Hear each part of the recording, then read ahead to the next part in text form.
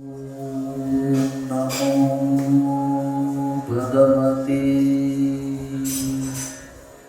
વાસુદેવાય. સ્વસ્તિ શ્રી ગણેશાય નમઃ. શ્રી સરસ્વત્યે નમઃ. શ્રી ગુરુભ્યો નમઃ. સચ્ચિદાનંદ રૂપાય વિશ્વોત્પત્યાદિ હેતવે તાપત્રય વિનાશાય શ્રી કૃષ્ણાય વયં નમઃ. હરે કૃષ્ણ કૃષ્ણ કૃષ્ણ હરે હરે, હરે રામ રામ રામ હરે હરે, હરે કૃષ્ણ કૃષ્ણ કૃષ્ણ હરે હરે, હરે રામ રામ રામ હરે હરે, હરે કૃષ્ણ કૃષ્ણ કૃષ્ણ હરે હરે, હરે રામ રામ રામ હરે હરે. શ્રી રાધા કૃષ્ણ ભગવાન કી જય. શ્રી સુખદેવજી મહારાજ કી જય. શ્રી હરિ પરમાનંદ ઉપદેષ્ટારમેશ્વર વ્યાપકમ સર્વલોકાનાં કારણં નમામ્યામ. ભગવાન શ્રી હરિના દિવ્ય ચરણ કમલની અંદર વંદન. શ્રીમદ ભાગવત સત્સંગની અંદર આપ સૌનું સ્વાગત. સૌને જય શ્રી કૃષ્ણ, જય શ્રી રામ, હરિઓમ. ગઈકાલની કથામાં આપણે જ્યાં વિરામ આપેલું, નારદજી પૂછે છે કે હે સનત કુમારો, આ કથા ભક્તિ, જ્ઞાન અને વૈરાગ્યને તો જગાડી દે છે, પણ કદાચ જાણતા અજાણતા પાપ થયું હોય તો એમાંથી મુક્ત કરે. સનત કુમારો કહે છે કે હા, એમાં પણ આ કથન કામ કરે છે. ગમે તેવું પાપ થયું હોય અને કયા પાપ, કેવા પાપ થયા હોય, તો એની અહીંયા યાદી આપી છે સનત કુમારે.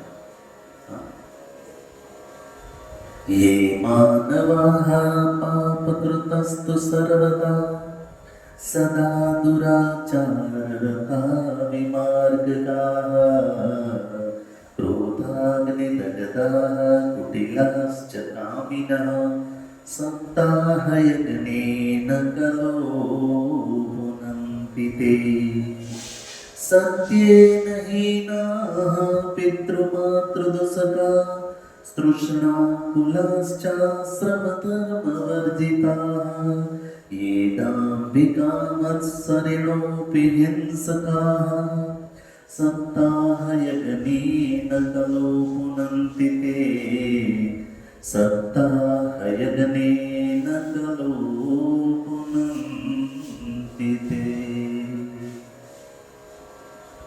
સનત કુમારો કહે છે કે હે નારદજી, કોઈ પણ પ્રકારનો પાપ થયો હોય, જાત જાતના પાપ કરતો હોય, દુરાચારી હોય, વિમાર્ગ પોતાના માર્ગથી ચ્યુત થઈ ગયું હોય, ખોટા રસ્તે જતું હોય, જેને અતિશય ક્રોધ આવતો હોય, જે કુટિલ હોય, જે કામી હોય, જે સત્યથી હીન હોય, જેના જીવનમાં કેવલ અસત્ય અનીતિ હોય, જે માતા પિતાની નિંદા કરનારો હોય, જેને તૃષ્ણાઓ ખૂબ હોય. 4 આશ્રમ કીધા છે: બ્રહ્મચર્ય, ગૃહસ્થ, વાનપ્રસ્થ અને સંન્યાસ. આ ચારેય આશ્રમમાં જે પોતપોતાનું જે કર્તવ્ય છે એ બરાબર ન નિભાવી શક્યું હોય, એને પણ આ શ્રીમદ ભાગવતની કથા પવિત્ર બનાવી દે છે. જે પંચોગ્ર પાપ, 4 પ્રકારના મુખ્ય પાપ કીધા છે: બ્રહ્મત્યાગ, દારૂ પીવો, સોનાની ચોરી કરવી, અનીતિ કરવી, ખોટી રીતે અનીતિપૂર્વક સંપત્તિ કમાવી અને ગુરુપત્ની સાથે ગમન અથવા જે પર સ્ત્રી છે કોઈ પાપ સાથે ગમન, આ 4 પાપ. 5મું પાપ છે વિશ્વાસઘાત. આ 5 મહાપાપ કીધા છે. તો આ 5 પાપ કરનારો પાપી હોય ને એને પણ આ શ્રીમદ ભાગવતની કથા પવિત્ર બનાવી શકે છે. હવે અહીંયા આ સિદ્ધાંત મૂક્યો કે ગમે તેવો પાપી હોય એને આ શ્રીમદ ભાગવતની કથા પવિત્ર બનાવી દે. સિદ્ધાંત મૂક્યો છે, પણ હવે ઉદાહરણ દ્વારા અહીંયા સનત કુમારો આપણને સમજાવે છે. અહીંયા આત્મદેવની કથાનું અહીં ઉદાહરણ આપે. સિદ્ધાંત એની સામે ઉદાહરણ. તો સિદ્ધાંતને સમજવો સહેલો પડે માટે ઉદાહરણ આપે છે. અત્ર તે કીર્તયસ્યામ ઇતિહાસ પુરાતનમ યસ્ય શ્રવણ માત્રેણ પાપહાનિ પ્રજાયતે. સનત કુમારો કહે છે, તુંગભદ્રા નદીને કિનારે 4 વર્ણના લોકો રહે છે અને એમાં એક આત્મદેવ નામનો બ્રાહ્મણ રહે છે. આ આત્મદેવ બ્રાહ્મણ બધી રીતે સુખી છે, વિદ્વાન છે. અરે વ્યાસ ભગવાન લખે છે, જાણે દ્વિતીય ઇવ ભાસ્કર, જાણે બીજો સૂર્ય, આવો વિદ્વાન અને તેજસ્વી બ્રાહ્મણ છે આ આત્મદેવ. ધન છે, ખૂબ સરસ રીતે મકાન, સમાજમાં સારું એવું નામ, બધી રીતે સુખી છે. પણ એક વાતમાં દુઃખી છે. અને યાદ રહે, આપણે સંસારમાં છે, કંઈક તો ઘટશે જ, કંઈક તો દુઃખ હોય જ. સંસારની ઉપર છે ને પાટિયા માર્યા છે, બોર્ડ માર્યા છે, પ્લેટો મારી. શું લખ્યું ખબર છે? અસાર ખલુ સંસારો દુઃખ રૂપી વિમોહક. આ સંસાર અસાર છે. માણસ ગમે એટલી મહેનત કરીને માણસ મરી જાય, પણ હાથમાં કંઈ આવે નહીં. અસાર છે, સાર છે જ નહીં. અસાર ખલુ સંસારો. તો પછી માણસ શું કરવા દોડે છે? આ એક પ્રશ્ન છે કે ખબર જ છે કે ભાઈ અહીં મૂકીને જવાનું છે, ગમે એ બધું ભેગું કરીએ પણ અહીંથી મૂકીને જવાનું છે. તો પછી આ શું કરવા ભેગું કરે? આગળ એનો જવાબ આપ્યો છે, અસાર ખલુ સંસારો. પછી કીધું દુઃખ રૂપી છે સંસાર. અને વિમોહક, એનો મોહ એવો હોય, એવું મોહિત કરતી સંસાર માણસને કે એમ જ લાગે કે આ બધું મારું, આ બધાય મારા, અને હું કાયમી માટે આ બધું ભેગું કરીને એનાથી સુખ મેળવીશ. આવું માણસ વિચારે છે, પણ ખરેખર એ સત્ય હોતું નથી. બધાને ખબર જ છે એક ને એક દિવસ જવાનું છે. છતાં પણ જોઈએ આપણે આજે સંસારની અંદર કે માણસ જો પાપ છોડતો નથી. શું કામ? વિમોહ. મોહ કેટલો છે કે માણસ એમાં મોહાય જ જાય. પણ લખ્યું છે શ્રીમદ ભાગવતનો આ શ્લોક છે, સંસાર ઉપર પાટિયા જ માર્યા છે કે ભાઈ આ દુઃખાલય છે. એ સંસારની પાસે આપણે સુખની આશા કરીએ, મળશે જ નહીં. મેડિકલમાં જઈને આપણે એમ કહીએ કે ભાઈ આ લિસ્ટ પ્રમાણે ઘઉં ને ચોખા ને બાજરો ને ખાંડ ને તેલ ને ઘી ને મસાલા બધું બાંધી દો. મેડિકલ વાળા કહે કે ભાઈ ઉપર બોર્ડ તો જો, અહીંયા એ કંઈ ન મળે, અહીં તો દવા મળે. બસ એવી જ રીતે આપણે સંસારમાં બોર્ડ જ મારેલા છે કે અસાર ખલુ સંસારો દુઃખ રૂપી વિમોહક. પણ છતાંય આપણે એની પાસે જઈને કહીએ કે અમને સુખ આપો, અમને વૈભવ આપો, અમે કાયમી સુખી રહી, આનંદમાં રહી. અહીંયા વ્યાસ ભગવાને એમ કે ભાઈ ઉપર બોર્ડ તો જો, ઉપર મેં લખીને જ રાખ્યું છે કે આ દુઃખાલય છે. પણ વિમોહ કેટલું બધું છે, માણસને મોહમાં એવું નાખે કે માણસ એનાથી છૂટી જ ન શકે. અહીંયા આત્મદેવ બધી વાતે સુખી છે, બધી વાતે, પણ એક વાતનું દુઃખ છે. અને એ દુઃખ કેવાનું? સંતાન નથી. એક જ દુઃખ છે. હવે સંતાન નથી એનું દુઃખ આત્મદેવને અંદર ને અંદર પૂરી ખાય છે. એની પત્ની છે, નામ છે ધુંધુલી, એમને દુઃખ નથી. નકર સામાન્ય રીતે સંતાન ન હોય ને એની પીડા પુરુષ કરતાં પણ વધારે સ્ત્રીને હોય છે. અહીંયા ઉલટું છે, અહીંયા આત્મદેવને વધારે છે, ધુંધુલીને એટલી નથી. ધનાર્ધમ ધર્મ માર્ગેણ તાભ્યામ નીતમ તથાપી ચ ન પુત્રો નાપી વા પુત્રી તતશ્ચિંતાતુરો વૃષમ. એની પાસે જે સંપત્તિ હતી ને, આગળ જ કીધું આપણે એ ખૂબ ધન છે એની પાસે. એની પાસે જે ધન છે ને એમાંથી અડધું ધન એણે સંતાન થાય એના માટે ખર્ચી નાખ્યું. પૂજા પાઠ જપ મંત્ર જે કંઈ થાય એ બધું કરી લીધું, છતાં સંતાન થયું નહીં. વિચાર કર્યો કે જો સંતાન ન હોય તો જીવન જ વ્યર્થ છે.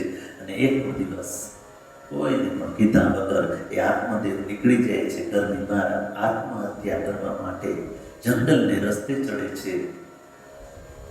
મધ્યાહનનો સમય, અને ત્યારે એક નદીનો કિનારો, ખૂબ તરસ લાગી, નદીમાં પાણી પીધું અને ત્યાં એક સંન્યાસીને જોયા. આવી આત્મદેવ સંન્યાસીને પગે લાગે છે અને ત્યારે એની આંખમાં આંસુ છે. આત્મદેવને પૂછે છે સંન્યાસી, ભાઈ કેમ દુઃખી છો, વાત કર. આત્મદેવ કહે છે કે મહારાજ, મારે ત્યાં સંતાન નથી. અરે હું જે કોઈ નાનો રોપ છોડ વાવું છું તો એ છોડ પણ એમાં ફળ નથી આવતા. અહીંયા આત્મદેવ છે એની જે પોઝિટિવ દ્રષ્ટિ હોવી જોઈએ એને બદલે નેગેટિવ દ્રષ્ટિ થઈ ગઈ છે. એ મનમાં એમ જ વિચારે છે કે સંતાન મારા માતા પિતા છે એ જ ભાગ્યશાળી છે, એ જ સુખી છે. આવી મનની ગ્રંથિ આત્મદેવની થઈ ગઈ. સંન્યાસીએ બહુ સમજાવ્યું, જો ભાઈ, શૃણુ વિપ્ર મયા તેદ્ય પ્રારબ્ધમ તુ વિલોકિતમ સપ્ત જન્માવધિ તવ પુત્રો ને વચન. હે બ્રાહ્મણ, સાંભળ, તારું લલાટ, તારું ભાગ્ય જોઈને હું કહું છું કે આ જન્મમાં નહીં, સપ્ત જન્માવધિ તવ પુત્રોને વચને વચ. 7 જન્મ સુધી તારા ભાગ્યમાં સંતાન સુખ નથી. માટે હવે તું કોઈ એ મનમાં ન રાખ, રડ નહીં. આત્મદેવ માનતો નથી. કીધું મહારાજ, તમારાથી જો દેવાય ને તો દેવા, તો મને સંતાન આપો, નહીતર મને મરવા દ્યો. ન આત્મદેવ છે અને કરવા આત્મહત્યા આવ્યો છો. સંન્યાસીએ કીધું, અત્યારે આ નહીં માને. જ્યારે માણસના મનમાં કોઈ વસ્તુ ચડી જાય ને, સંસારમાં જોજો આપણે બધું જોવા મળે, પછી એને માણસ ગમે એટલું સમજાવે, ગમે એટલું મારવાનો પ્રયત્ન કરે, પણ એ સમજે નહીં. પછી એને સમય સમજાવે. સંન્યાસી છે, જ્ઞાની છે, સમજી ગયા, અત્યારે મને ગમે એટલો ઉપદેશ આપીશ, આ માનસે નહીં માનો. તો એનાથી ઉત્તમ એ વસ્તુ છે કે અત્યારે આને સંતાન દઈ દો. પોતાના જે થેલી હતી એમાંથી ફળ કાઢીને આત્મદેવને આપ્યું, લે ભાઈ, આ તારી પત્નીને ખવડાવજે, આનાથી તારે ત્યાં સંતાન થશે. પણ એના નિયમ જે છે એ નિયમનું તારે પત્નીને પાલન કરવું પડશે. નિયમ શું છે? જે કોઈ ગર્ભવતી બેન હોય એણે આ નિયમનું પાલન કરવું જોઈએ.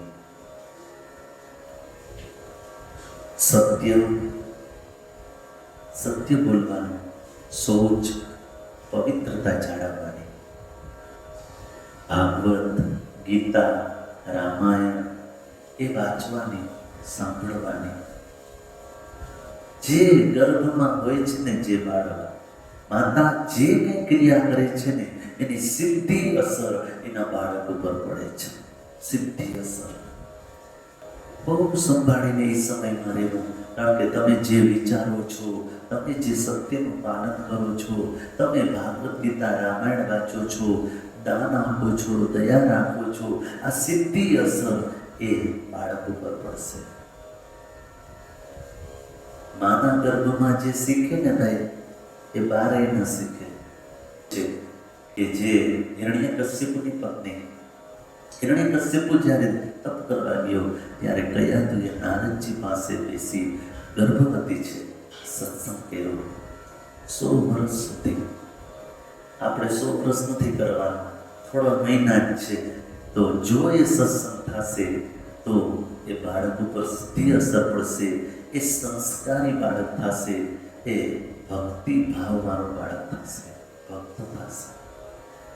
અને જે નેટમાં ન શીખે ને એ પેટમાં શીખે. આપણે આજે નેટમાં જ બધું સર્ચ કરીએ, નહીં, જે પેટમાં શીખીને આવે ને એ તો નેટમાં જ ન શીખે. અહીંયા નિયમ કીધા છે ભાગવતકારે કે જે બેન ગર્ભવતી હોય ત્યારે એણે આ નિયમનું પાલન કરવું, પવિત્રતા જાળવવી, જેટલી બને એટલી, દયા, દાન, ભક્તિ, સત્સંગ, આ જે બને જેટલું બને એટલું કરવું, નામ જપ ભગવાનના કરવા, આ બધું બાળકની અંદર સંસ્કારના રૂપમાં ઉતરશે. તો આ બધા નિયમ સંન્યાસી મહારાજે કીધા. અને આ સંન્યાસી મહારાજે જે ફળ આપ્યું એના પત્નીને આવીને એ ફળ આપે છે અને કીધું કે 1 વર્ષ સુધી આ નિયમનું તો પાલન કરજે,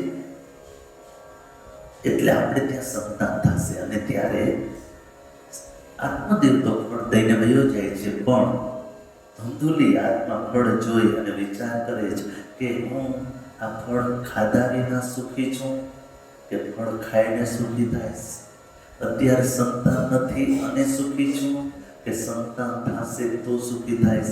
આ વિચાર કરે છે કે આ ફળ ખાઈશ અને ગર્ભ રહેશે તો મારે જે ખાવું એ ખાઈ નહીં શકીશ, પીવું હોય તો પી નહીં શકીશ, મારે ક્યાંય બહાર જવું હોય તો હું તો ગર્ભવતી હું, પછી બહાર જઈ નહીં શકું,